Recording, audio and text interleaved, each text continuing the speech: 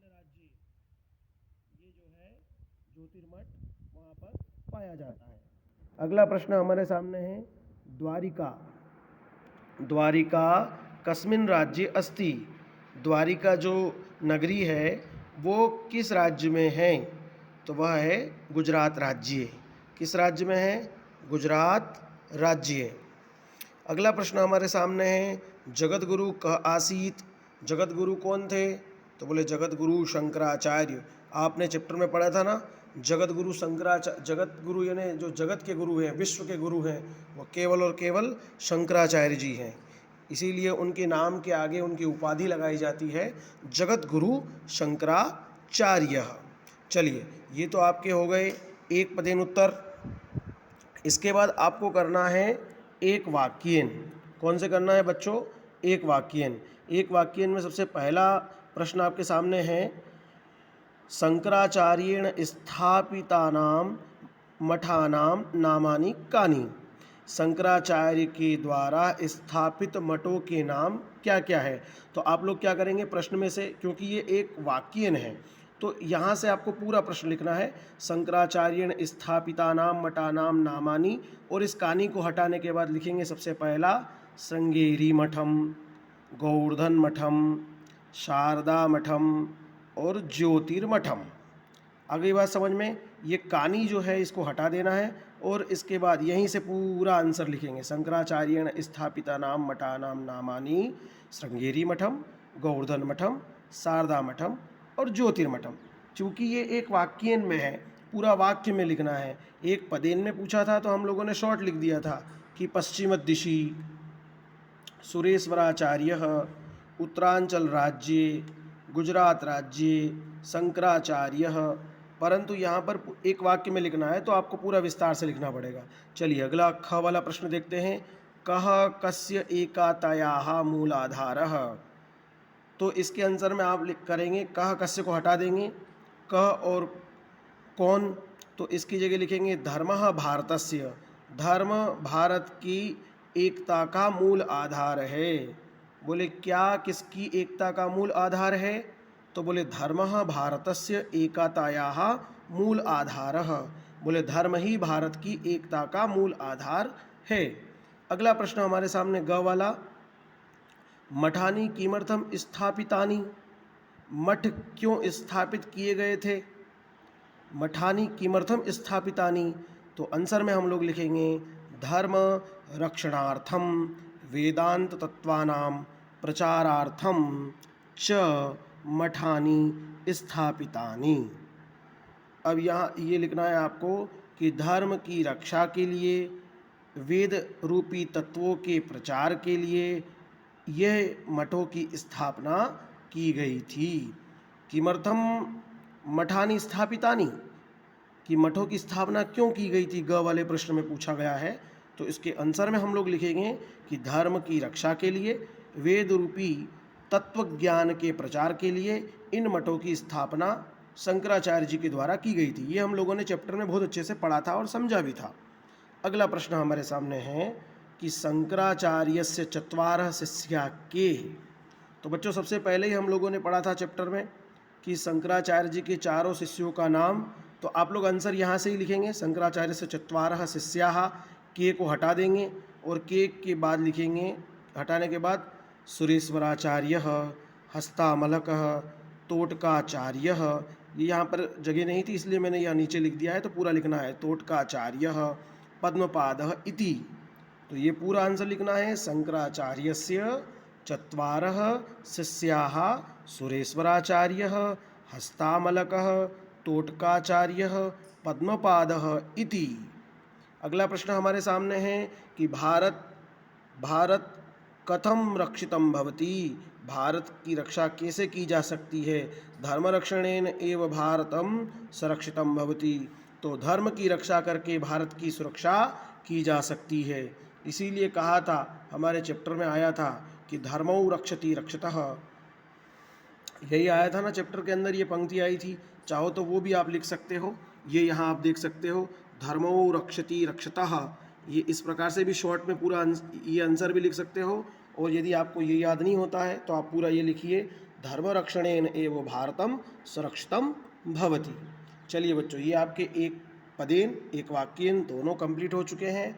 अब हम लोग करेंगे उचितम मेलयत, यानी उचित स्थान पर इनका मेल करना है। तो देखिए बच्चों, सबसे पहले दक्षिण दिशा में क्या है, तो दक्षिण दिशे संगेरी मठम। दक्षिण दिशा में कौन सा मठ है, तो बोले संगेरी मठम। पश्चिम दिशा है शारदा मठम। पश्चिम दिशा में कौन सा मठ है, शारदा मठम। उसके बाद बद्रीनाथे ज्योतिर्मठम। उड़ीसा राज्य में क्या है, गोवर्धन मठम। और जगत गुरु कौन है, शंकराचार्य।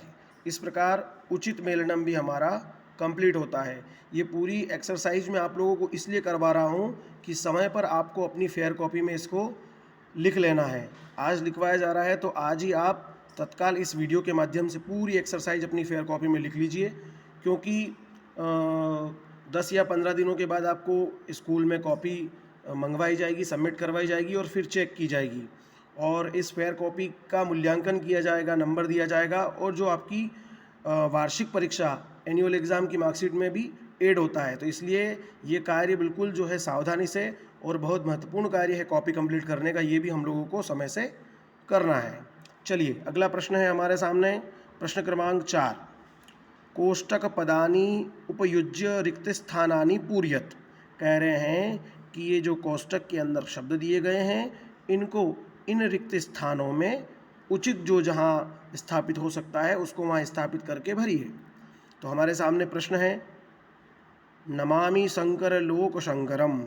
तो इसमें भरेंगे हम लोग भगवत पादम, नमामि भगवत पादम शंकरम लोक शंकरम। अगला प्रश्न है पूर्वी दिशि अस्ति। पूर्व दिशा में क्या था, तो हम लोगों ने पढ़ा ही था कि पूर्व दिशा में गोवर्धन मठम था, गोवर्धन मठम करेंगे।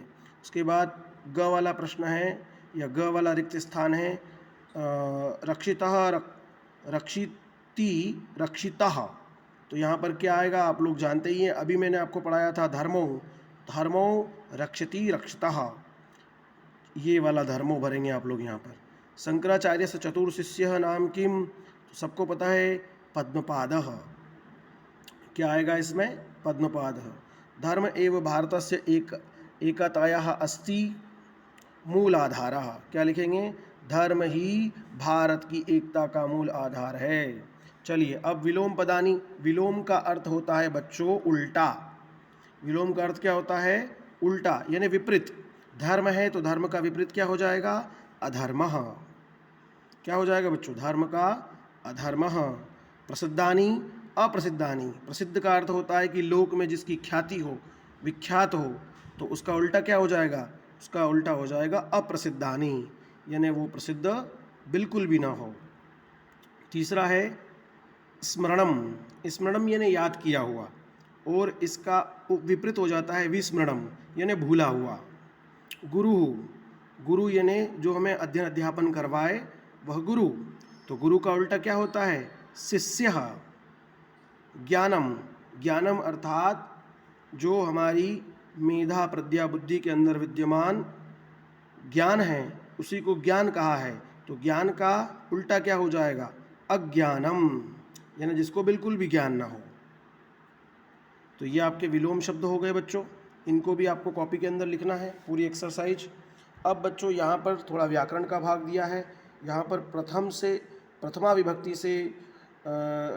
विभक्ति में जो रूप दिए हैं एक वचन में, उनको हम लोगों को बहुवचन में परिवर्तित करना है। प्रथमा बहुवचन रूपाणि लिखत, अर्थात प्रथम के सारे यहाँ पर पुस्तक में दे रखे हैं, इनको हमें बहुवचन में बदलना है। देखिए जैसे यहाँ समझिए कि ये एक वचन, द्विवचन और बहुवचन। रामः रामो रामाः, एक राम, दो राम और बहुत सारे राम। उसी प्रकार हमको यहाँ रामः से रामाः लिखा है, उसी प्रकार हमको यहाँ पर जो एक शब्द आया है अहम, अहम का बहुवचन होता है वयम, तो ये करना है अहम वयम। नामः नामानि, शिष्यः शिष्याः, धामः धामानि, मठम मठानि। ये एक वचन से हम लोगों ने बहुवचन में परिवर्तित कर दिए। तो यहाँ आप और भी देख सकते हो, मैंने लिखा है अलग से, फलम फले फलानी, रामः रामौ रामाः, ये एक वचन है, ये द्विवचन है और ये बहुवचन है। इस प्रकार से बच्चों आपकी ये पूरी एक्सरसाइज होती है कंप्लीट। ठीक है, ये पूरी एक्सरसाइज अब कंप्लीट हो गई है। इसको आप विस्तार से अपनी कॉपी में लिखेंगे और कंप्लीट करेंगे। कुछ योग्यता विस्तार में भी आप लोगों को पीछे दे रखा है, तो ये भी आप लोग समझना चाहें तो समझ सकते हैं योग्यता विस्तार को भी, लेकिन इनको फेयर कॉपी में नहीं लिखना है। ये है पुल्लिंग, स्त्रीलिंग और नपुंसकलिंग। हमारी संस्कृत भाषा में 3 लिंग होते हैं, पुल्लिंग, स्त्रीलिंग और नपुंसकलिंग। और यहाँ पर ये संख्या दे रखी है, एकः द्वौ त्रयो चत्वार पंच। पुल्लिंग में एकः द्वयो त्रयः चत्वारः पंच चलेगा। एकः बालकः, द्वौ बालकौ, त्रयः बालकाः, चत्वारः बालकाः, पंचः बालकाः। इस प्रकार से ये पुल्लिंग के रूप है। एक पुल्लिंग जहाँ पर भी शब्द आएगा उसके साथ इस प्रकार की संख्या हमको यूज़ करना है, उपयोग में लेना है। एकः द्वौ त्रयः चत्वारः पंचः। जहाँ पर स्त्रीलिंग का शब्द आएगा वहाँ पर हमको ये वाली संख्या का उपयोग करना है, एका द्वे त्रयस्र चतस्र पंचः। एका यानी एक, द्वे यानी 2, त्रयस्र यानी 3, चतस्रः यानी 4, पंचः यानी 5। इस प्रकार से स्त्रीलिंग के शब्दों के साथ स्त्रीलिंग वाली संख्या ही उपयोग में की जाती है। उसके बाद है नपुंसकलिंग। इसमें देखिए एकम द्वे त्रीणि चत्वारि पंच। ये नपुंसकलिंग जो है अधिकतर उपयोग में होता है, एकम द्वे त्रीणि चत्वारि पंच।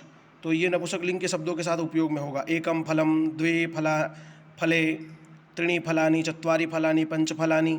ठीक है, जैसे एका बालिका, द्वे बालिके, त्रयस्रः बालिकाः, चतस्रः बालिकाः, पंचः बालिकाः।